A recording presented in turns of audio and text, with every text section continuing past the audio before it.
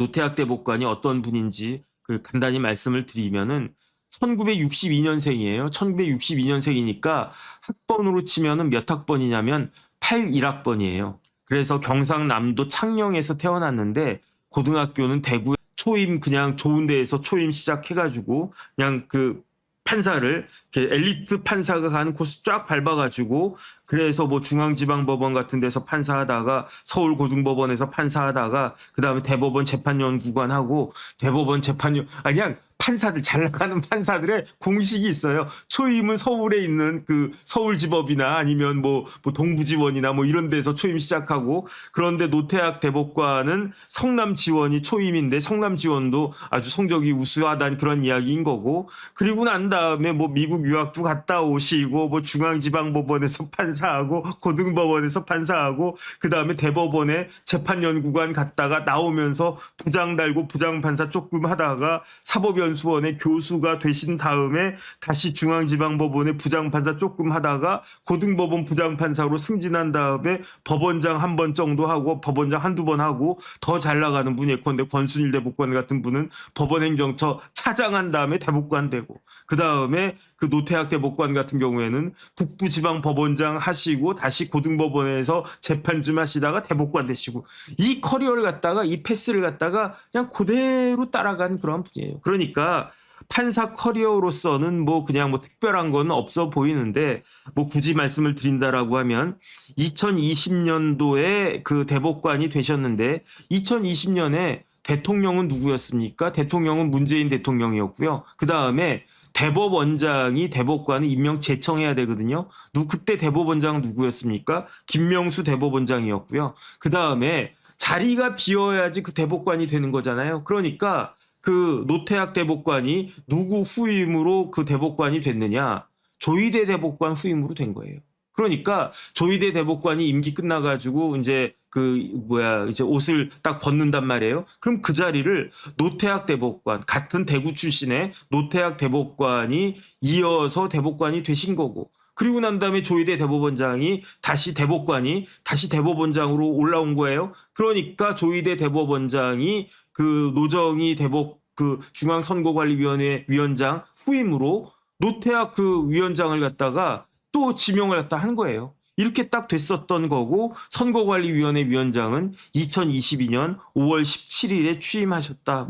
이거는 그냥 대법관 정도 되신 분의 일반적인 그렇게 튀지도 않고 그렇게 부족하지도 않은 그런 커리어다 이렇게 말씀을 드릴 수가 있는데 그런데 이제 특징적인 걸 몇 가지를 말씀을 드리면 첫 번째는 대법관들은 대개 서오남이라고 그러지 않습니까? 서울대 법대 나온 50대 남자가 대법관의 거의 한 8, 90%가 그렇게 된다는 이야기예요. 그런데 노태학 대법관은 대학을 어디 나오셨다고요? 한양대 나오셨어요. 그래서 제가 찾아보니까 한양대 출신의 최초의 대법관이 노태학 대법관이에요. 그런데 여기에 뭐가 하나가 더 붙냐면 남자 중에서 여자까지 해가지고 여성 대법관까지 해서 한양대 출신 최초는 박보영 대법관입니다. 그러니까 박보영 대법관이 한양대 출신이신데 한양대 출신으로는 최초의 대법관이 되신 거고 한양대 출신으로 두 번째 대법관 되신 분이 노태학 대법관이신데 노태학 대법관은 남자니까 남자 중에선 최초란 그런 이야기인 거지. 참고로 박보영 대법관님이 작년인가 재작년인가 저희 법무법인 동인에 이제 합류하셔가지고 저희 법무법인 동인에 대법관 출신 변호사님이 이제 계시는 그러한 로펌이 됐다 말씀을 드리고 그 다음에 노태학 대법관이 2018년에 그게 뭐가 있었습니까? 2017년에 문재인 대통령이 대통령 된 다음에 뭐가 있었습니까? 그때부터 막 몰아쳤잖아요. 국정농단 해가지고. 국정농단이 어디에도 있었다? 법원에도 있었다. 그때 대법원장 누구였다? 양승태 대법원장이었다. 그러니까 그때 대법원에서 특별조사단이 만들어졌는데 어떤 특별조사단이냐면 사법행정권을 남용한 것과 판사 블랙리스트 작성된 것과 관련한 특별조사단이 만들어졌었는데 그게 언제냐면 2018년도 2월 달이었는데 그때 특조단에 위원을 하셨던 분이 노태학 당시 고등법원 부장판사였고 2018년도니까 그때 그 2018년도면 그때 북부지방 법원장 하실 때였네요. 그리고 난 다음에 2년 뒤에 뭐가 됐다? 대법관이 된 거예요. 어쨌든 그 판사 커리어 중에서는 이런 그 특별한 커리어가 있는데, 그런데 노태학 대법관은요, 그 가족 관계가 삼형제예요. 위로 형님이 계시고 밑으로 동생이 있어요. 그러니까 아들 이 삼형제 집안의 둘째란 이야기예요. 그런데 노태학 대법관의 형님은 누구냐면 노태강 차관이라고 좀 이따 말씀을 드리겠습니다. 그 박근혜 대통령하고 사이가 무지하게 안 좋았다기보다 어쨌든 박근혜 대통령한테 찍혀가지고 이런저런 고초를 겪다가 문재인 대통령 때 문화체육부 차관이 되셨던 노태강 차관 있지 않습니까? 그 노태강 차관이 그 노태학 대법관의 형님이고, 그 다음에 밑에 동생이 있으니까 가운데 끼어가지고 둘째란 이야기죠. 둘째 아들이란 이야기고, 아버지는 어떤 분이냐면 아버지는 평생 공장에서 일하셨대요. 그러니까 생산직 근로자를 하셨던 것 같아요. 아버지가 아마 경상남도인지 아니면 대구인지 제일모직 공장이 있대요. 제일모직이면 대구일 것 같은데, 제일모직이면은 그 섬유회사 아니겠습니까? 그러면 섬유회사에 이렇게 막 옷감 같은 데가 막 물들여야 되니까 염색해야 되는데, 그 아버지가 제일모직의 염색공이셨대요. 염색공이셨는데 언제부터? 18살 때부터. 그래서 18살 그 어린 나이에 고등학교만 졸업했는지 아니면 고등학교 다니면서 입학하셨는지는 모르겠는데, 그때 제일모직에 입사한 거예요. 생산직 근로자로. 그래서 그 정년 퇴직하실 때까지 염색공으로 그 아버지가 쭉 계셨는데, 왜 아버지가 그렇게 18살 때부터 그렇게 그 공장에서 염색공으로 일을 하셔야 됐을까요? 그건 왜 그러냐면은 그 아버지, 그러니까 노태학 대법관의 할아버지가 어떻게 하셨냐면 이 아버지가 어렸을 때 집을 나가버린 거예요. 집을 왜 나갔느냐? 한국에서 못 살게 됐으니까.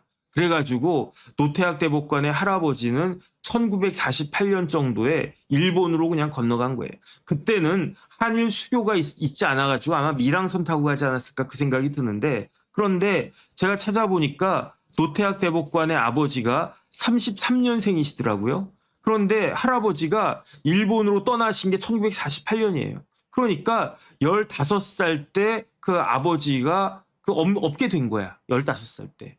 그러면 노태학 대법관의 아버지한테도 형님이 계셨는데, 그 형님도 어떻게 됐냐. 이 아버지도 둘째였던 것 같은데, 그 형님도 그 아버지 따라서, 그러니까 노태학 대법관의 할아버지 따라서 일본으로 가신 거예요. 그러니까 그 집안에 남자는 노태학 대법관의 아버지밖에 없었을 것 같고, 제 생각에는. 그러다 보니까 어떻게 되겠습니까? 아버지도 없어. 형님도 없어. 그 다음에 이제 어머니는 여자야.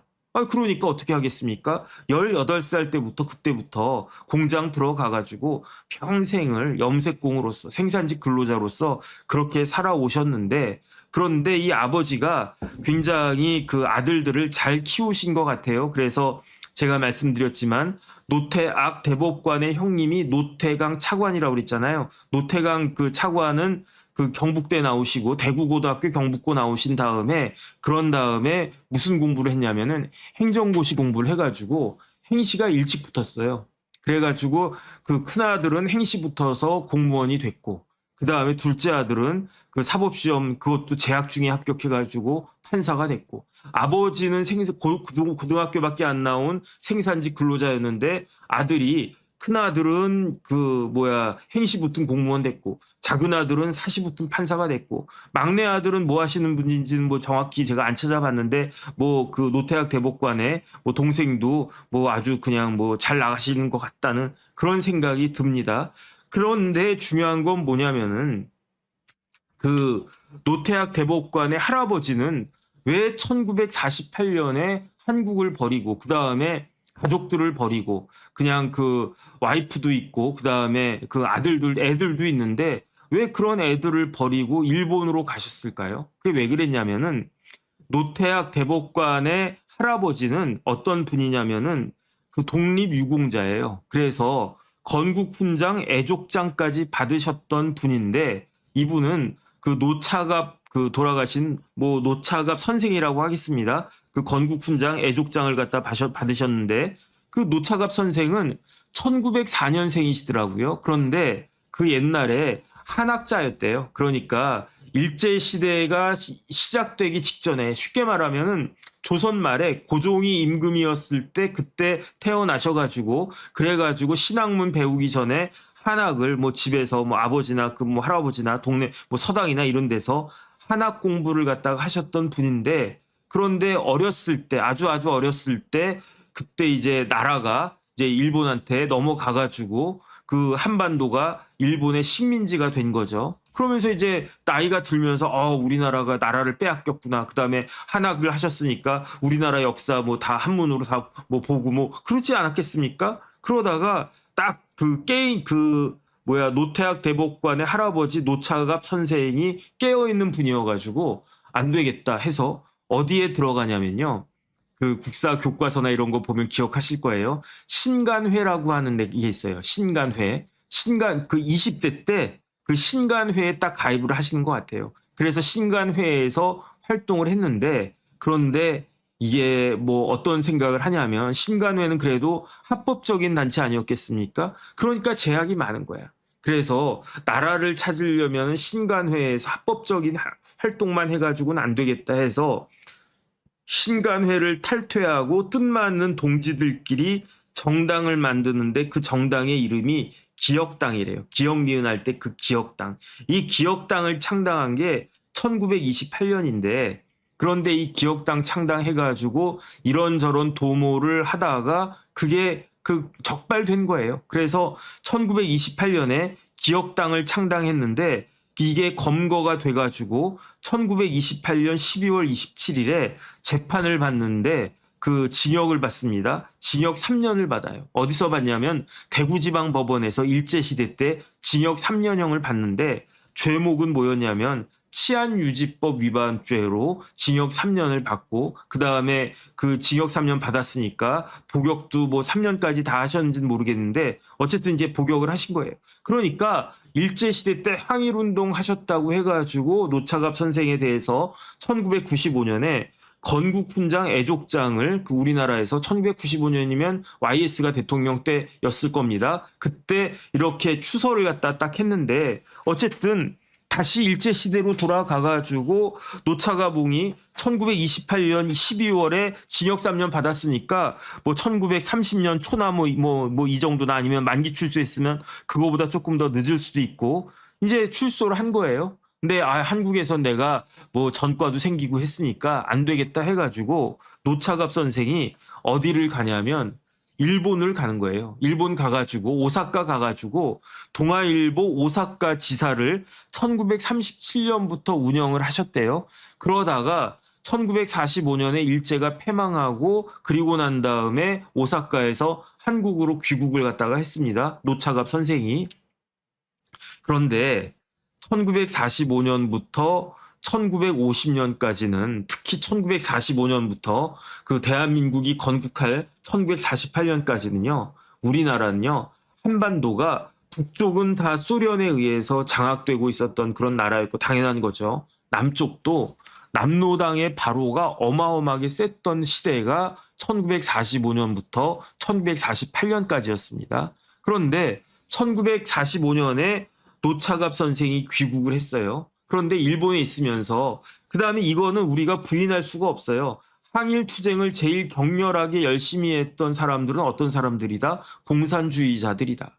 그러니까 저기 상해 임시정부도 있고 막 그랬지만 뭐 그다음에 우리나라는 뭐 6.25 거치면서 그런 부분들이 조금 뭐 가려졌지만 어쨌든 역사책을 보면은 그 일제시대 때 항일운동을 가장 가열차게 했던 사람들은 공산주의자였습니다. 왜 그런가? 공산주의 이념하고 그 독립운동하고 이념적으로 맞는 거예요. 이게 공산주의자 입장에서는 공산주의 국가를 건설해야 되는데 지금 일본은 어떤 나라입니까? 전제주의, 군국주의 국가잖아요. 그러니까 일타쌍피야.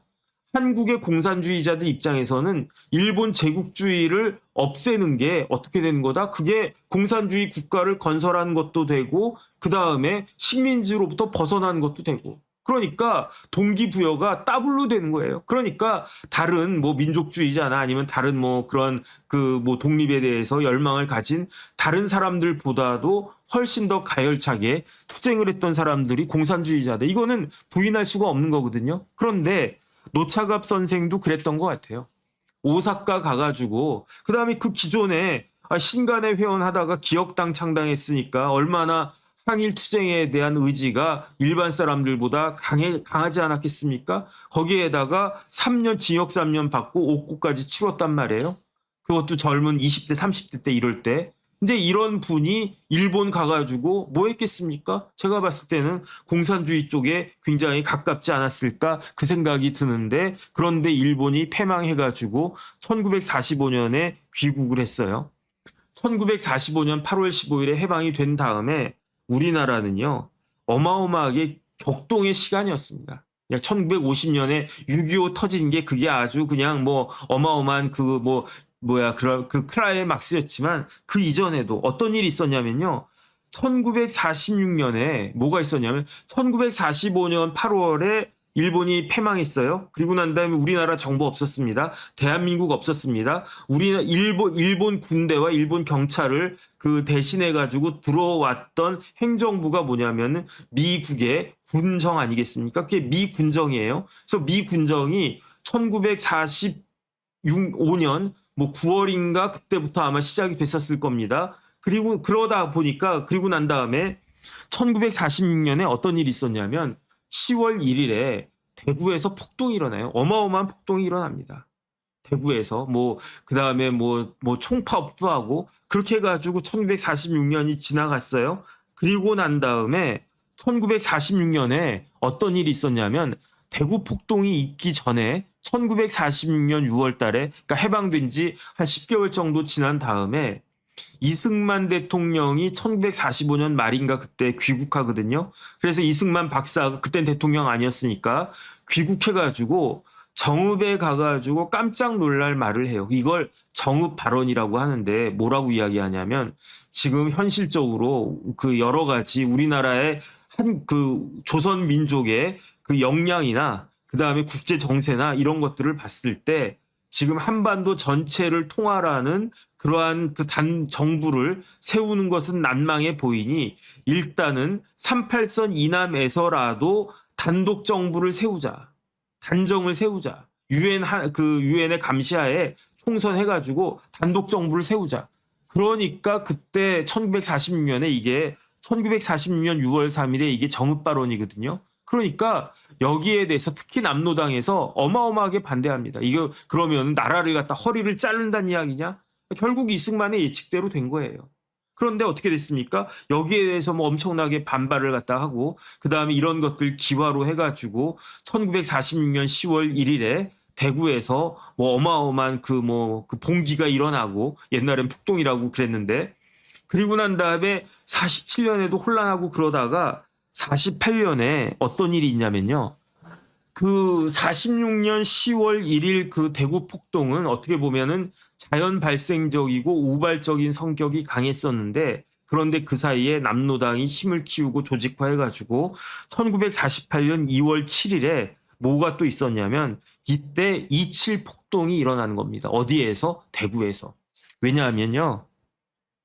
1945년부터 한 48년 뭐 이럴 때까지는 대구를 동방의 모스크바라고 그랬잖아요. 그러니까 아이러니한 거야. 지금 대구를 보수의 심장이라고 그러지 않습니까? 그런데 지금 한 80년쯤 전에는요. 대구가 동방의 모스크바라고 그랬었단 말이죠. 그러니까 대구에서 10월 1일 폭동도 있었고 48년에 2월 7일 폭동도 있었고 2월 7일 폭동에 몇 명이 참가하냐면요. 200만 명이 참가한대요. 그다음에 2월 7일 폭동으로 인해 가지고 몇 명이 죽냐면은 사망자가 100명이 넘어갔대요. 그다음에 그 투옥된 사람이 얼마냐면 8,500명 정도가 됐대요. 그런데 이 2.7 폭동을 주도한 사람들은 누구냐? 남로당이고요. 그 남로당 그다음에 또 뭐가 있었냐면 민민전이라고 해가지고 민주주의 민족전선이라고 한 게가 있었는데 그것도 결국은 뭐 핵심은 남로당이었다는 이야기인 거죠.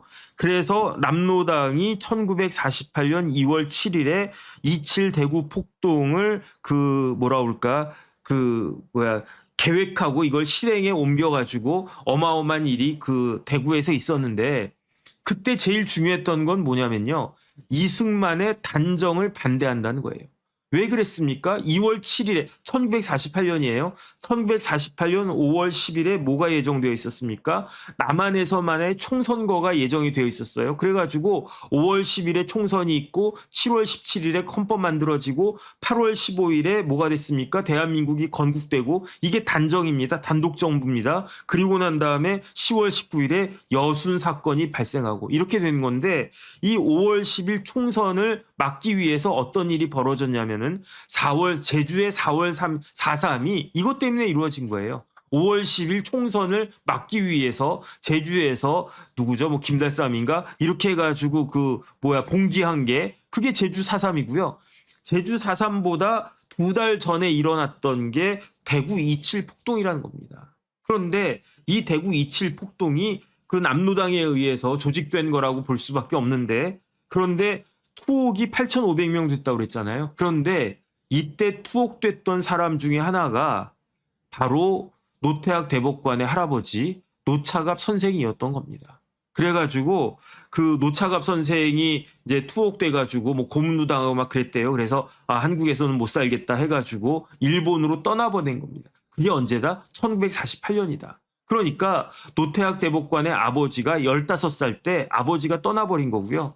그 다음에 노태학 대법관의 큰아버지 그러니까 노태학 대법관 아버지의 형님이 뭐 하시던 분이었냐면 학교 선생님이었대요. 국민학교 선생님이었대요. 근데 국민학교 선생님이었는데 아버지가 투옥돼가지고 고문당하고 그러다가 풀려났는데 아버지가 어디서 뭐 하셨다고요? 오사카에서 동아일보 지국장 하셨다고 그랬잖아요. 지사장 하셨다고 그랬잖아요. 그러니까 일본에 아는 사람들도 많고 친척들도 많았나 봐. 그러니까 이놈의 나라에서 못 살겠다 해가지고 일본으로 휙 떠나 버렸는데 그 아버지를 따라서 일본에 가신 분이 노태학 대법관의 큰아버지였던 거예요.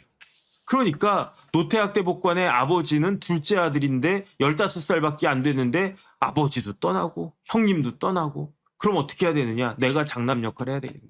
이 집안 내가 먹여 살려야 되겠네. 그래가지고 18살 때부터 그 제일모직에 1951년인가 그렇지 않겠습니까? 33년생인데 18살이면요. 51년이에요.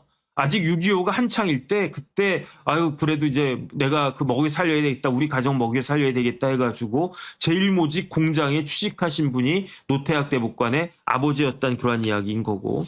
근데 중요한 건 뭐냐면은 그 큰아버지는 1927년생으로 나오는데 이 큰아버지가 1948년에 그러니까 아버지 따라가지고 21살 때 그때 일본에 갔는데 19살 때부터 그 큰아버지는 국민학교 선생을 하셨었대요. 그래가지고 일본에 딱 갔는데 일본에 가서도 나는 학교 선생을 해야 되겠다. 이렇게 마음을 먹었대요. 그래가지고 아이치에 초등학원 선생으로 일본에 간 다음에 아이치라고 하는 초등학원의 선생이 됐는데 그런데 이 아이치라고 하는 초등학원은 어떤 학원이었느냐? 일본 학교였느냐? 그게 아니었어요. 그러면 한국 학교였나? 한국 학교였어요. 그런데 한국 학교 중에는 조선 학교 중에는 크게 두 종류가 있는 겁니다. 남한 쪽 학교가 있는 거고 북한 쪽 학교가 있는 거예요. 남한 쪽 학교는 뭡니까? 민단이에요. 거류민단이라고 있어요. 그럼 북한은 뭡니까? 그 유명한 조총련이 북한이고 그 다음에 거류민단, 민단은 남한이고 그런데 노태학 대법관의 큰아버지가 학교 선생이었던 그 큰아버지가 아이치 초등학원 선생이 됐는데 아이치 초등학원은 어느 쪽이었다? 일본 학교도 아니고 거류민단 학교도 아니고 조총련 학교였다는 이야기예요. 정확히는 조련 소속이었대요. 이 조련이 나중에 조총련이 되는 겁니다.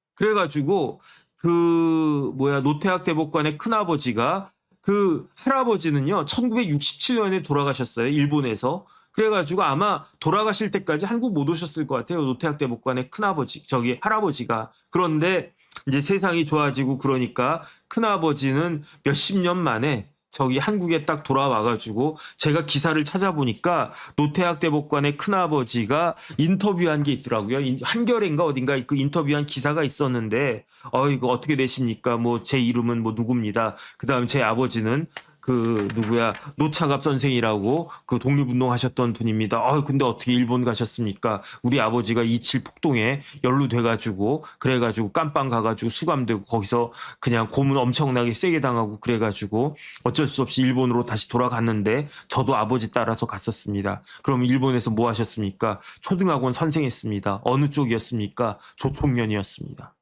그러면은 국적이 뭡니까? 한국 국적이 아니에요. 그러면은 그 일본으로 귀화하셨는가? 그것도 아니에요. 노태학 대법관의 큰아버지는요, 국적이 조선적이었대요. 그러니까 쉽게 말하면 북한 국적을 가지고 계신 분이고 지금까지 살아 계신다라고 하면 27년생이시니까 아마 거의 뭐 살아 계시면 100살 정도 되셨다는 이야기인데 이제는 돌아가셨을 가능성이 그 확률적으로는 높지 않겠습니까? 어쨌든 제 생각에는 돌아가실 때까지도 그 일본 저기 북한 국적을 유지하지 않았을까 저는 그 생각이 듭니다. 그러면서 뭐라고 이야기했느냐? 나한테 회유가 많이 들어왔대. 그 큰아버지한테 회유가 많이 들어왔대. 그러면서 너 당신 그 노씨니까 뭐 노태학 대법관의 큰아버지니까 노씨겠죠. 노 선생 그러면서 그 뭐야 한국 가고 싶지 않아? 엄마도 보고 싶지 않아? 그 다음에 동생도 있고 그 다음에 당신 조카들 엄청 잘 나가 어디 뭐 그저 지금 뭐 어디 국장하고 있고 그 다음에 뭐 잘 나간 판사야 뭐 그러면서 보고 싶지 않아? 뭐 창녕도 보고 싶지 않고 뭐 그 다음에 뭐 대구도 뭐 서울은 어떤지 보고 싶지 않아? 보고 싶겠지. 그런데 그때 그 대한민국 정부에서 이 노 선생을 어떻게 회유를 했냐면은 고향 가고 싶으면은 조선적을 버려라 이렇게 이야기하고. 저 같으면 알겠습니다. 뭐 그거 뭐 어차피 내가 뭐 북한 국적 갖고 있다고 해서 제 인생에 뭐 도움이 되겠습니까? 불감청 고소원입니다. 그러면서 저 같으면 그냥 지조 없이 버렸을 텐데 이 노 그 선생은 조선적을 안 버렸대요. 거부했대요. 내 조국은 북한이다. 내 조국은 북조선이다. 그러면서 뭐라고 이야기했냐면 그런 다음에 이제 세상이 바뀌어가지고 그 조선적을 버리지 않고 북한 국적을 버리지 않았음에도 불구하고 이제 서울에 그 한국에 올 수 있게 된 거예요. 그래가지고 한겨레였던 것 같아. 그 한겨레하고 같이 이제 인터뷰를 한 걸 갖다 쫙 봤는데 자랑스럽게 이야기하는 거예요. 나는 회유를 당했지만 회유에도 불구하고 내 의지를 내 지조를 꺾지 않았다. 그런데 그 남한의 뭐라 그럴까 독재 정권이 군부 독재가 어떤 나쁜 짓을 했느냐. 내 동생들 그러니까 노태학 대법관의 아버지 정도 되시겠죠. 고생 많이 시켰다. 어떻게 고생을 많이 시켰느냐. 내 동생들이 경찰에 끌려가가지고 아마 노태학 대법관의 아버지나 뭐 삼촌이나 뭐 그런 분들이겠죠. 경찰에 끌려가가지고 얻어맞았다라고 내가 이야기 많이 들었다. 그 다음에 경찰들이 내 동생들을 닥달을 했다. 그러면서 형님 왔냐 안 왔냐 아버지 왔냐 안 왔냐 뭐 그런 식으로. 그 다음에 담당 형사가 항상 붙어 있었다는 거예요. 저 집은 북한하고 연결된 그런 집이니까 감시를 철저히 해야 돼. 뭐 60년대 70년대 그랬을 것 같아요. 그러면서 담당 형사가 바뀔 때마다 경찰서 불려가가지고 그러니까 예컨대 뭐 형사가 A라고 하는 형사가 딴 데로 가고 B라고 하는 형사가 딱 온 거예요. 그러면 불온 분자들 누군가 노모 씨가 그 집안이 아버지도 뭐 이렇게 27 뭐 폭동해가지고 뭐 그 다음에 그 아들도 뭐 이렇게 해서 국적도 조선족이래네. 그러면서 그러면은 이 사람들이 혹시 뭐 남한에서 뭐 간첩질하는 거 아니야? 그러면서 부르는 거예요. 그래서 형님 본 적 없어요? 뭐 형님 온 적 없어요? 없는데 어떻게 옵니까? 지금 뭐 그 여권도 없고 뭐 그럴 텐데 뭐 형님은 편지 보낸 거 없나? 뭐 형님이 뭐 물품 보낸 거 없나? 뭐 이런 식으로 사람 보낸 거 없나? 이런 식으로 이렇게 닥달을 많이 당했다. 그래서 고생을 많이 하셨다. 그런 이야기인 거죠. 근데 어쨌든 그럼에도 불구하고 노태학 대법관은 어쨌든 그 명문대학 들어가가지고 공부 열심히 하셔가지고 판사님이 되셨다는 이야기입니다. 그런데 노태학 대법관의 형님이 노태강 차관이라고 그랬잖아요. 노태강 차관하고 노태학 대법관이 2살 차이거든요. 노태강 그 차관은 79학번, 그 다음에 그 노태학 대법관은 81학번, 노태강 그 차관은 대구고등학교 경북대 법대를 나왔는데 노태악 대법관은 그 다음에는 더 깜짝 놀랄 소식이 있는 거야. 둘째 아들은 올해 사법시험 붙었디야. 그리고 난 다음에 어떻게 됐습니까? 큰아들은 사무관 됐디야. 둘째 아들은 법무관 갔다 오더니 판사 되셨디야. 대구에서. 그러니까 아주 그냥 뭐 대구에 고시 명문가 된 거 아니었겠습니까? 그런데 노태학 대법관에 대해서는 제가 이런저런 말씀 많이 드렸으니까 이제 뭐 됐다라고 치고, 노태강 차관은 행시 붙은 다음에 원래는 노동부를 가고 싶었대요. 왜 노동부를 가고 싶었겠습니까? 아버지가 평생 노동자였으니까. 생산직 근로자였으니까. 그러니까 내가 노동자들 근로자들 편에 서가지고 정책도 하고 계도도 하고 그래야 되겠다. 근로자 편에서는, 노동자 편에서는 공무원이 되고 싶다 해서 노동부를 지망했었던 것 같은데, 그런데 그 노태강 사무관한테 떨어진 자리는 어디였느냐? 체육부에 떨어졌대요. 왜 체육부에 떨어졌습니까? 노태강 사무관이 그 행정고시 붙은 게 83년인데 뭐 군대 갔다 오고 그러면은 뭐 80, 뭐 한 6년, 7년 뭐 이 정도 됐겠죠. 그런데 그때 우리나라에 뭐가 있었습니까? 88년에 올림픽이 있었잖아요. 그러니까 체육부가 엄청나게 커지고 체육부가 사람이 많이 필요한 거예요. 그러니까 물론 뭐 노태강 그 사무관이 행정고시 뭐 1, 2등하고 막 그랬으면 그러면 뭐 본인이 원하는 순서대로 갈 수 있었을 건데 그 정도는 진짜 아니었을까? 그래서 나는 노동부 가고 싶은데 무슨 소리야, 노태강 사무관 저기 체육부로 가 해가지고 체육부에서 원래는 그 이전에 뭐 보훈부나 뭐 이런 데에서 조금 하다가 그러다가 이제 체육부로 트랜스퍼 해가지고 그 88 올림픽 뭐 이런 영향을 받아가지고 체육부에서 공무원을 시작해서 체육부로 끝난 거예요. 그래서 2003년도에는 이제 드디어 문화관광부, 그때는 문화관광부였습니다. 국제체육과장 하시고 그 다음에 국제문화협력 과장도 하고, 그 다음에 이거는 제가 부러웠는데 2006년도에 노태강 그 과장이 아마 이게 국장 자리인지 과장 자리인지 모르겠는데 독일로 가요. 독일 가가지고 독일 문화원장을 하시는데 독일 문화원장을 오래 해요. 한 5년 정도. 그러니까 그 독일어도 잘하시나 봐. 아마 독일인가 스위스인가에서 박사학위도 받고 그랬던 것 같아요. 그리고 난 다음에 한국에 귀국해가지고 도서관 정보정책 기획단장 이런 것도 하고, 그리고 난 다음에 체육국장을 하는데 체육국장 할 때 사단이 벌어진 거예요. 어떤 사단이 벌어졌냐면은 2012년에 노태강 국장이 체육국장이 됐는데 2013년에 그때 체육국장 시절이었는데, 그런데 승마협회를 그렇게 감사할 그런 일들이 있었대요. 그런데 이 2013년도면은 대통령이 누구였습니까? 2013년도면 대통령이 누구였지? 그 MB 때였을 것 같네요. 근데 MB 때? 아니다. 2013년도면요. 박근혜 대통령 때이잖아요. 박근혜 대통령 때였는데 박근혜 대통령 때 승마하면은 누가 생각납니까? 정유라가 생각나잖아요. 그런데 승마협회가 잡음이 많아가지고 승마협회를 감사를 했는데 그 감사 보고서에 박원호 전무라고 하는 승마협회 박원호 전무에 대해서 이 감사 보고서가 부정적으로 언급이 됐었대요. 그런데 그때 체육국장은 누구였느냐? 그 노태강 체육국장이었는데 이 박원호 전무라고 한 사람은 누구랑 가까웠느냐?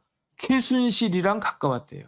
그러니까 감사 보고서에 박원호 전무에 대해서 나쁜 내용이 딱 들어있으니까, 그러니까 박근혜 대통령이 체육국장에 대해서, 노태강 체육국장에 대해서 참 나쁜 사람이다라고 공개적으로 이야기를 했대요. 그러니까 공무원 입장에서는 대통령이 내가 국장까지 올라갔어. 그러면 이제 실장하고 차관, 장관 해야 될 거 아니겠습니까?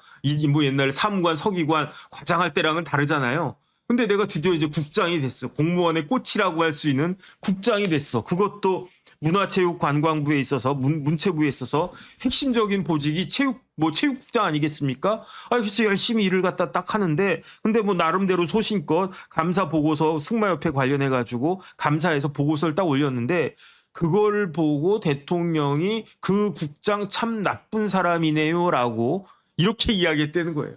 아주 그냥 등골이 그냥 썰렁하지 않았겠습니까? 그리고 난 다음에 이 노태강 국장이 뭐가 되냐면 한직으로 그냥 돌아버려요. 국립중앙박물관 교육문화 교류단장으로 한직으로 쭉 빠졌는데 그리고 난 다음에 2016년도에 박근혜 대통령이 한마디 더 했대요. 이 사람 아직도 있어요. 이렇게 이야기한 거예요. 그러니까 뭐 문체부의 장관이든 차관이든 그냥 가슴이 철렁 내려가지고 그래가지고 불렀겠지. 야, 노 국장 그 다 대통령이 이 사람 너 아직도 여기 있니? 그럼 어떻게 하겠습니까? 그냥 사표 내야지.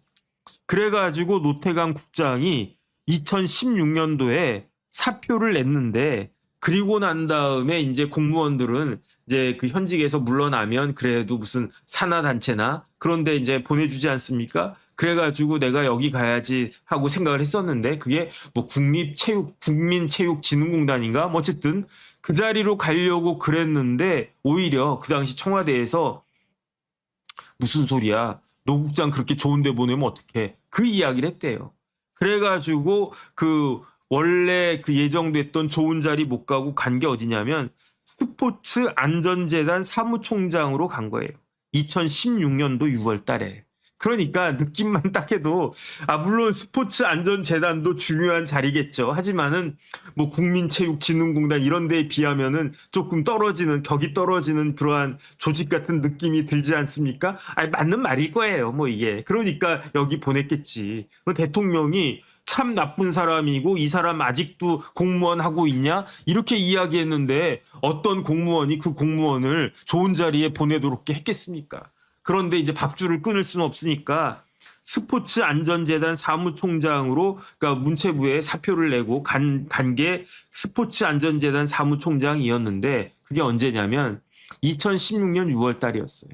그런데 그 2016년 12월부터 뭐가 있었습니까? 촛불 시위가 있었고 2017년에 어떻게 됐습니까? 노태강 국장은 사표라도 냈지. 박근혜 대통령은 파면됐잖아요. 그리고 난 다음에 어떻게 됐습니까? 그리고 난 다음에 대통령 선거 있었고 누가 대통령 됐습니까? 문재인 대통령 됐잖아요. 그러니까 문재인 대통령이 기억하고 있었던 거야.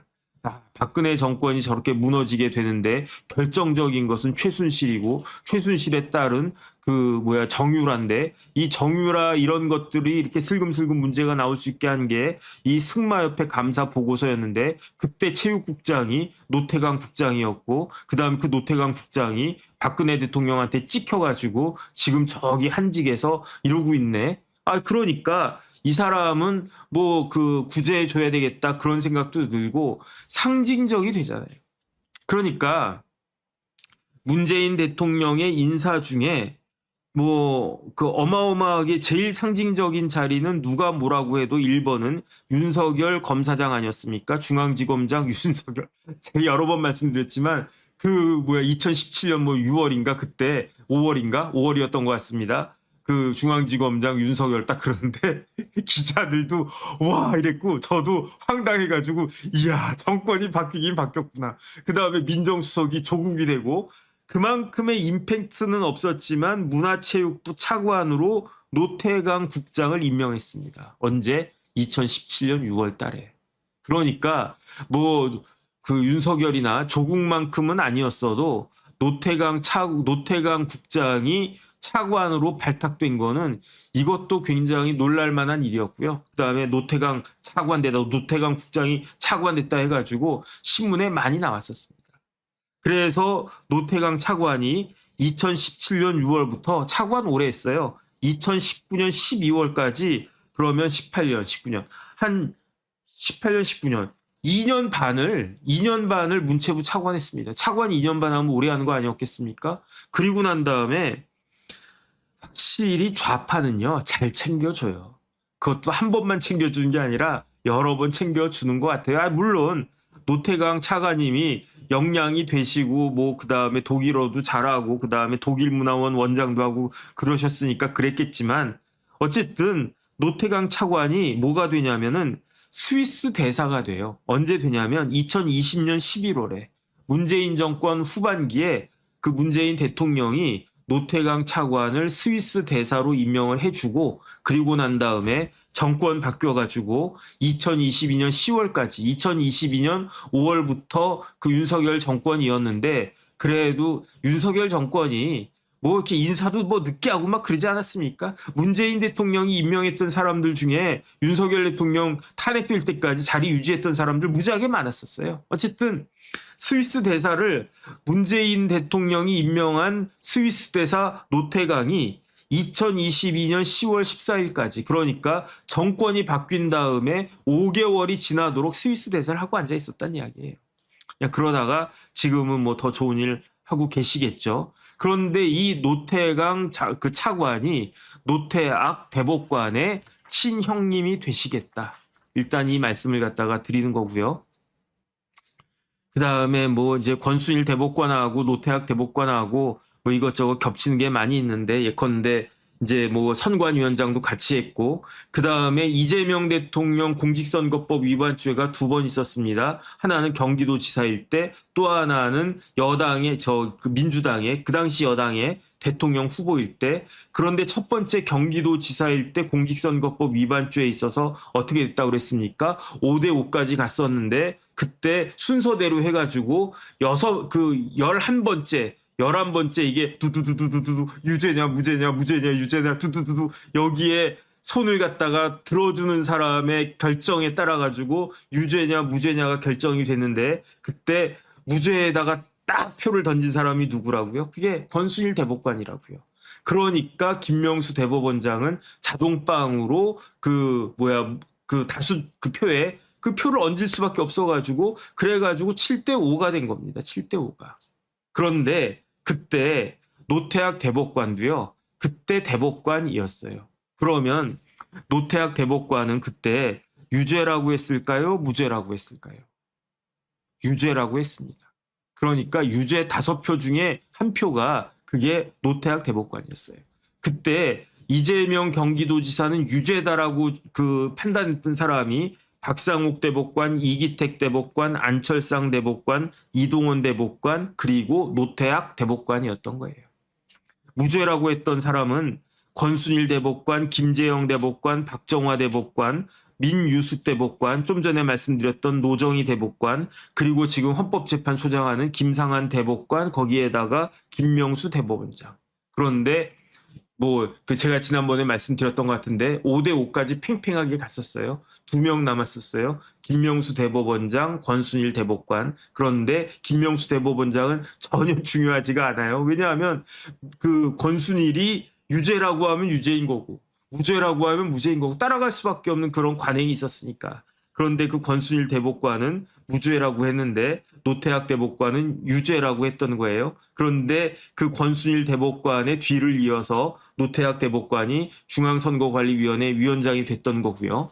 그 다음에 작년에도 공직선거법 위반죄가 있었습니다. 그래서 1심에서는 유죄 나왔는데 항소심에서는 무죄 때렸고, 이게 대법원까지 올라갔는데 대법원에서 어떻게 됐습니까? 파기환송이 됐어요. 그러니까 이재명 대통령에 대한 공직선거법 위반죄는 그때는 경기도지사 때는 무죄 확정인데, 이 그 여당 대표 민주당 대표일 때는 대통령 후보일 때는 그때는 유죄 확정이에요. 근데 실질적으로 유죄 확정인데 아직 형식적으로 그냥 스탑이 되어 있을 뿐이지. 그런데 이때에는 당연히 권순일 대법관은 그때 대법관이 아니었던 거죠. 전직 대법관이었고. 그런데 노태악 대법관은 작년에 뭐였다고요? 올 3월까지 대법관이었으니까 작년에도 대법관이었지. 그러면 작년에 노태악 대법관은 그 이재명 대통령의 그 대통령 후보 시절에 공직선거법 위반죄에 대해서 유죄라고 했을까요? 무죄라고 했을까요? 판단을 안 내렸습니다. 왜 판단을 안 내렸냐면 나는 빠지겠다고 그랬어요. 대법관이 빠지면 되냐? 빠지겠다고 그랬어요. 왜 빠졌습니까? 내가 선거관리위원장인데, 공직선거법을 다루는 선거관리위원장인데 내가 이 사안에 대해서 의견 내고 판결에 참여하는 것은 적절하지 않다. 그러니까 나는 빠지겠다. 법적인 용어로 회피하겠다 한 거예요.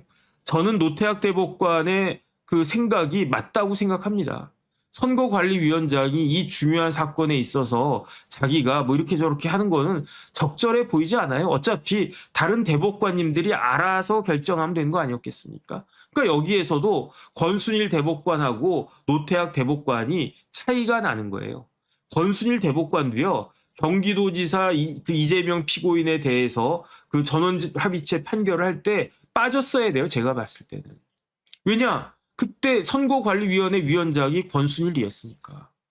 그런데 본인이 주도해가지고 이걸 갖다 유죄무죄를 갖다가 하는 거는 물론 그렇게 할 수도 있어요. 그렇게 할 수도 있는데 노태학은 빠지고 권순일은 들어갔다는 이야기예요. 어느 처신이 맞는 것인가? 저는 노태학 대법관의 처신이 맞다라고 생각하는 거예요. 그런데 아쉬운 거는 어쨌든 노태학 대법관이 그 3월까지 대법관 임기 끝남과 동시에 지금처럼 사표를 갖다 냈었어야지. 지금처럼. 그럼 모르겠고 뭐 천대엽 대법관을 위원장을 시키든지 아니면은 뭐 국회에서 계속 뭐 이렇게 인사청문회 안 하고 그러면 대법원장이 다른 분 뭐 바꾸시든지 그거는 모르겠고 어쨌든 나는 대법관 임기 끝났으니까 나는 이제 위원장도 그만하겠습니다. 그렇게 했었으면 이렇게 망신은 안 당하지 않았겠는가. 저는 어쨌든 그런 생각이 들고요. 어쨌든 형식적으로 중앙선거관리위원회 위원장은 노태학 그 위원장이었기 때문에 여기에 대해서 온갖 비난과 책임은 노태학 위원장이 져야 된다. 그래서 좀 아쉽다라고 생각하는 게 노태학 대법관이 사법시험에 합격한 게 84년이었어요. 그러면 85년에 사법연수원에 들어갔다는 이야기입니다. 사법연수원에 들어가면요. 신분이 어떻게 되냐면 공무원이 돼요. 어떤 공무원이 되냐면 법원 공무원 5급 사무관이 되는 겁니다. 5급 사무관 상당의 그 법원 공무원이 되는 거니까. 그러니까 노태학 대법관은 1985년부터 공무원이 됐던 거예요. 지금 언제입니까? 2026년. 그러면 공무원 몇 년 했다는 이야기입니까? 41년 했다는 이야기예요. 그 다음에 법관으로 임용된 게 90년이거든요. 1990년에 성남지원의 판사로 임관을 했단 말이에요. 그러면 그 이전에 사법연수원생, 법무관 이거는 뭐 공무원 아니라고 쳐. 저보고 야 네가 뭐 공무원 해봤냐? 해봤는데 어디서 해봤어? 나 사법연수원생이었는데 그게 무슨 공무원이야? 인정합니다. 그게 무슨 공무원입니까? 그냥 돈 주고 그 가르쳐 주시니까 감사할 따름이지. 그거 뺀다. 그 다음에 법무관도 그냥 단기 장교니까 빼. 그러면 어쨌든 임관할 때부터 시작을 하면 1990년에 판사로서 임관했으니까 판사로 36년 일하신 분이에요. 노태학 대법관은. 그러면은 얼마나 공무원을 오래 하셨다는 이야기입니까? 그 다음에 그 공무원의 대부분을 영예로운 판사를 하셨던 분인데 그런데 막판에 이거 이래가지고 40년 넘는 공무원 생활 36년 넘는 그 법관 생활의 마지막이 완전히 똥칠한 거 아닌가? 전 개인적으로 안타깝다는 생각이 들면서도 그렇게 생각하기에는 치부하기에는 일이 너무너무 크다. 이거는 둘 중에 하나 아니겠습니까? 첫 번째는 선거관리위원장이긴 하지만 선거관리위원회가 어떻게 돌아가는지 몰랐거나 아니면은 알았음에도 이런 일이 벌어졌다라고 하는 거는 이를 대충 설렁설렁 그냥 그렇게 했거나 둘 중에 하나인데 둘 다 말이 안 되잖아요. 대법관식이나 되시는 분이 선거관리위원회가 어떻게 돌아가는지 모른다라고 하는 게 말이 되겠습니까? 그러면 일을 설렁설렁 했다는 이야기인가? 나 어차피 대법관도 끝났어. 그냥 선거관리위원장은 그냥 별책 부록같이 그냥 여기에 애누리 같이 이렇게 추가 1+1으로 그냥 하는 거니까 그냥 나는 대충 해도 돼. 어차피 내 판사 임기 다 끝났어. 이렇게 생각하셨다는 건가? 어쨌든 거기에 대한 책임은 부담해야 되는 거 아닌가 그 생각 들고요. 그 다음에 이제 시간 많이 갔는데 마지막으로 두 가지만 말씀드리고 끝내겠습니다. 이번에 노태학 선관위 위원장이 사퇴하는데 동시에 같이 사퇴하는 사람이 있어요. 그 사람이 누구냐면은 선거관리위원회 사무총장입니다. 그래서 사무총장이 누군가 봤더니 허철훈 사무총장이에요. 그래서 뭐 하셨던 분인가 봤더니 제 느낌으로는 정확하지 않은데 선관위의 행시 출신들이 요즘은 많이 간다고 그러는데 옛날에는 그렇게 행시 출신들이 뭐 거의 없었으니까 아마 7급부터 시작하셨던 분 아닌가 싶은데 그런데 허철훈 사무총장하고 노태학 대법관하고 공통점이 있어요. 어떤 공통점이 있냐? 한양대 선후배지간이더라고요. 그러니까 노태학 대법관은 한양대 법대 81학번, 허철훈 사무총장은 한양대 행정학과 83학번. 그러니까 대학교 2년 선후배 지간이 한 분은 선관위원장 하시고 한 분은 선거관리위원회 사무총장 하고 있는 겁니다. 사무총장은 장관급이거든요. 선거관리위원회 사무총장은 장관급입니다. 그러면 허철훈 사무총장을 사무총장으로 임명한 사람은 누구였을까요? 윤석열 대통령이었을까요? 이재명 대통령이었을까요? 사무총장이 된 게 2025년 8월이니까 작년 8월이니까 당연히 작년 6월 4일부터 임기가 시작된 이재명 대통령이 허철훈 씨를 그때는 사무차장이었는데 허철훈 차장을 사무총장으로 임명한 겁니다. 그런데 그 사무총장이 그러니까 선거관리위원회의 사무를 총괄해가지고 쫙 하는 그 사람이 이번 선거를 이 지방선거를 투표용지가 부족한 개판 선거를 만들었다는 거예요. 그러니까 오늘도 뉴스탑10에서 그 질문을 갖다가 앵커가 하더라고요. 이재명 대통령은 뭐 책임 없습니까? 이 이야기가 왜 나왔냐면 오세훈 시장이 대통령도 책임져야 된다 이런 이야기를 했대요. 그러니까 대통령은 진짜 책임이 있는 겁니까? 없는 겁니까? 그러니까 그 민주당 쪽 패널들은 아이 뭐 이런 것까지 대통령이 책임을 어떻게 다 집니까? 그런데 이재명 대통령 특징이 만기 친남 하시는 분 아니겠습니까? 그런데 더 중요한 건 뭐냐면은 이재명 대통령이 선거관리위원회 사무총장을 임명했잖아요.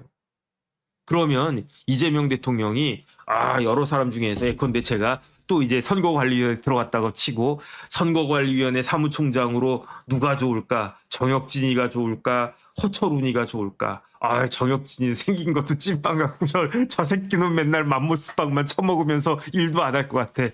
패스. 허철훈 사무차장 현직 사무차장인데 일 잘하게 생기셨고 그 다음에 2025년 8월에 임명했으니까 내년 그 2026년 지방선거가 무지하게 중요할 것 같은데 그때 일을 딱 부러지게 할 것 같아. 그러니까 허철훈 씨를 사무총장한 거 아니었겠습니까? 그런데 결론은 뭐다? 잘못 뽑았다 이거지. 잘못 뽑은 거 아니겠습니까? 이를 도대체 어떻게 했길래 예산은 110%나 받아 처먹어 놓고 왜 종이는 50%만 찍냐고요. 나머지 60% 예산 몇십억은 될 것 같은데 그거는 누구 주머니에 들어갔나? 아니면 그냥 불용으로 쌓아놨다가 반납할 건가? 그 반납하라고 예산을 그렇게 많이 줬습니까? 말이 안 되잖아요. 그걸 갖다가 총괄해서 일하는 사람이 누구다? 허철훈 사무총장이다. 그 사람을 임명한 사람이 누구다? 이재명 대통령이다. 대통령은요, 이건 여기에 대해서는 좀 진지하게 국민들한테 사과해야 되는 거 아닌가? 더 중요한 건 뭐냐면요. 이 중앙선거관리위원회 위원장하고 사무총장하고 사이에 중간 자리가 있어요, 중간 자리. 그 자리가 뭡니까? 상임위원이 있다고요. 다시 한번 말씀드리면 선거관리위원회는 위원이 9명이라고요. 위원이 9명인데 국회에서 3명 뽑아요. 국회에서 뽑는 3명은 다 뭐다? 비상임위원이에요. 그 다음에 대법원에서 3명 뽑아요. 대법원장이 지명하는 2명은 뭐다? 비상임위원이고요. 1명은 뭐다? 대법관이에요. 이 대법관이 법에 그렇게 되어 있지는 않은데 관례적으로 이 대법관이 뭐가 되냐면은 위원장이 되는 거예요. 그러면 대통령이 뽑는 사람도 3명이 있는데 2명은 뭐다? 2명은 비상임위원이고요. 1명은 뭐다? 이 한 명이 상임위원이에요. 그러면 상임위원이 높겠습니까? 위원장이 높겠습니까? 당연히 위원장이 높지. 그런데 위원장이 실권이 많겠습니까? 상임위원이 많겠습니까? 상임위원이 많은 거죠. 위원장은 비상임이니까. 위원장도요, 비상임위원이에요. 선거관리위원회 위원이 9명이 있는데 위원장 포함해서 8명은 비상임이고요. 상임위원은 딱 하나밖에 없다고요.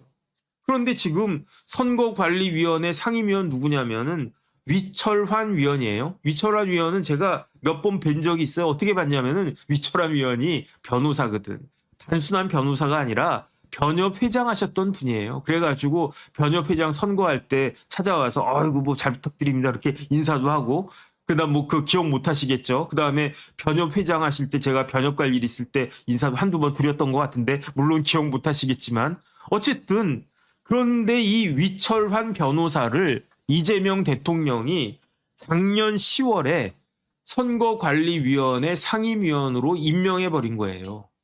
그러면 이재명 대통령은 왜 이위철한 그 위원장을, 그 상임위원을 상임위원으로 임명했을까요? 변협회장에서 변호사니까 뭐 그럴 수 있죠. 그런데 여기서 의심이 가는 건 뭐냐면, 위철한 그 상임위원이 그 변호사 출신이니까 그 사법연수원 몇 기다? 그 유명한 18기라는 거예요. 사법연수원 18기에서 제일 유명한 사람이 누굽니까? 이재명 대통령이잖아요. 그러니까 이재명 대통령이 자신의 연수원 동기 위철환 변호사를 중앙선거관리위원회 상임위원으로 임명해버릴 거예요. 그러면 중앙선거관리위원회 상임위원이 그러면 뭘 맡겠습니까? 선거를 맡는데 어떤 선거부터 맡겠습니까? 이번에 지방선거 맡은 거예요. 그러니까 이재명 대통령은요, 뭐 저는 위철환 회장님이라고 하겠습니다. 저희 때 변협 회장 하셨으니까. 위철환 회장님도 아주 입지전적인 에픽이 있는, 서사가 있는 그런 분이고 굉장히 존경받을 만한 분이라고 저는 생각을 하는데, 그럼에도 불구하고 이재명 대통령이 자신의 연수원 동기인 위철환 회장님을 선관위 상임위원회에 임명한 거는요, 이거는 의심받을 만한 행동이고 적절하지 않다고 저는 생각합니다. 그 다음에 지금 노태학 위원장도 했어요. 뭐 한다고 했으니까 한 거지 뭐. 그 다음에 허철훈 사무총장도 사퇴한다고 그랬어요. 저는 위철환 상임위원도 그거지만 임기 시작한 지 얼마 안 됐지만 이제 한 7, 8개월 정도 된 거예요. 하지만 이번 사태에 제일 책임을 져야 될 사람은 누구겠습니까? 3명 꼽으라고 한다면요, 위원장, 상임위원, 그리고 사무총장 아니겠습니까? 그러면 책임져야 되는 거 아닌가? 저는 개인적으로 그 생각하고, 그 다음에 선거관리위원회는요, 이렇게 하면 안 돼요. 대법관을 위원장으로 하는 그러한 관례는 없어져야 된다고 저는 생각하고요. 그러면 선거관리위원회 위원장은 누가 해야 되느냐? 제가 봤을 때는요, 상임위원이 해야 된다고 생각해요. 상임위원이. 그 다음에 그러면 대법관이 비상임위원으로 가란 말이냐? 상임위원 밑으로 가란 말이냐? 대법관 지명 안 하면 되잖아. 대법원장이 선관위 상임위원은 우리 대법관이 이렇게 가가지고 그냥 가오마담 역할이나 할 그럴 자리는 아니야. 그러면 고등법원 법원장을 시키든지 아니면 저 같은 변호사를 비상임위원으로라도 시켜주시든지. 그냥 대법관 그냥 자기 거기에다가 대법관 커리어가 얼마나 좋습니까? 무슨 법원장부터 시작해가지고 대법관 그거면 끝나는 것이, 거기에다가 무슨 양력 이력서에다가 중앙선거관리위원회 위원장 그걸 굳이 대법관이 넣어야 되겠습니까? 대법관이 선관위원장 하는 그런 관례는 없애야 되고요. 그 다음에 각급 선거관리위원회 위원장도 법원장들이 한단 말이에요. 서울시 선거관리위원회 위원장 누가 하느냐? 중앙지방법원장이 한단 말이에요. 그것도 없애야 돼요. 판사들은 선관위에 개입하지 말도록 해야 돼요. 왜냐하면 그게 득보다 실이 더 많은 것 같아요. 득보다 더 실이 많은 것 같고, 그냥 상임위원들이 위원장을 맡도록 하고, 그 다음에 잘하면 칭찬받고, 그 다음에 일을 진짜 이번처럼 개판으로 하면 거기에 대해서 진짜 민형사상의 책임까지, 단순히 옷 벗는 게 아니라 도의적 책임뿐만 아니라 진짜 법적 책임까지 부담하도록 그렇게 해야 되는 거 아닌가, 저는 그런 생각 들고요. 그 다음에 진짜 우리나라에 선거관리위원회가 헌법에 들어가는 게 맞습니까? 그 다음에 이쯤 되면요, 선거관리위원회는 뭘 선언해야 되느냐? 우리는 감사원 감사를 받겠습니다라고 선언해야 됩니다. 그럼 사람들이 이렇게 이야기할 거예요. 네가 어제 얘기했잖아. 권한쟁의 심판에서 선관위는 그 안 해도 된다고, 감사원 감사를 안 받아도 된다고 헌법재판소에서 그렇게 결정 내렸잖아. 그러면 안 받아야 되는 거 아니야? 그렇지 않아요. 예를 들어서 제가 저녁을 먹었나? 아, 우리 집사람이랑 저녁 먹었어요. 저녁을 먹고 우리 집사람 모르게 아까 편의점에서 샀던 이 가나 초콜릿을 제가 그 가지고 왔어요. 그래서 제가 주머니에 딱 숨겼다가 지금 보니까 요 앞에 딱 있단 말이에요. 그러면 제가 이 가나 초콜릿을 먹어도 된다라고 헌법재판소에서 결정을 내렸어요. 그러면 헌법재판소에서 가나 초콜릿을 먹어도 된다라고 결정을 내렸으니까 저는 이거를 반드시 먹어야 됩니까? 그거 먹었다가 우리 집사람 눈 도끼는 되면 어떡하라고? 헌법재판소에서 가나 초콜릿을 먹어도 된다라고 결정을 했어도 저는 안 먹어도 되는 거잖아요. 마찬가지 논리 아니겠습니까? 헌법재판소에서 그 알량한 선거관리위원회가 그 알량한 진짜로 헌법기관이기 때문에 감사원 감사 안 받아도 된다 이야기했지만 감사원이 저 선거관리위원회가 일이 이 정도 됐으면 자진해서 손들고 저 앞으로 우리 선거관리위원회는 헌법재판소 결정에도 불구하고 감사원 감사 받겠습니다. 이렇게 이야기하면 헌법재판소가 뭐 선거관리위원회 잡아갑니까? 저는요, 그 선거관리위원회가 이 지경이 된 거는 감사를 안 받았기 때문이라고 생각해요. 어제도 말씀드렸잖아요. 선거관리위원회를 감사할 수 있는 데가 없다고요. 그러면 예컨대 제가 가나 초콜릿이 이렇게 있단 말이에요. 그러면 제가 이걸 먹겠습니까? 안 먹겠습니까? 먹겠지. 이게 하나만 있으면 하나만 먹죠. 100개 있으면 100개 다 먹을 거예요. 근데 우리 집사람이 옆에서 도끼눈 뜨고 있으면은 한 2개 먹다가 그만 먹겠지. 그게 감사원 아니겠습니까? 그게 감사 아니겠습니까? 이렇게 해야지. 그렇지 않다가는 단순한 선거관리위원회 문제가 아니라요. 우리나라가 진짜로 어떻게 될 것인가. 이러다가 나라가 지금도 아마 잠실이나 거기에서 올림픽공원에서 아직도 그냥 계속 집회하고 계시는 분들 많으실지 모르겠는데 제가 방송 신문 이렇게 아직 확인을 못 해가지고 지금도 그러실 수 있단 말이에요. 이게 다 누구 때문입니까? 이게 다 선관위 때문 아니겠습니까? 이런 부분들에 대해서 진지하게 고민하고 그래야 될 그게 있다. 그다음에 결론적으로 노태학 대법관은요, 진짜로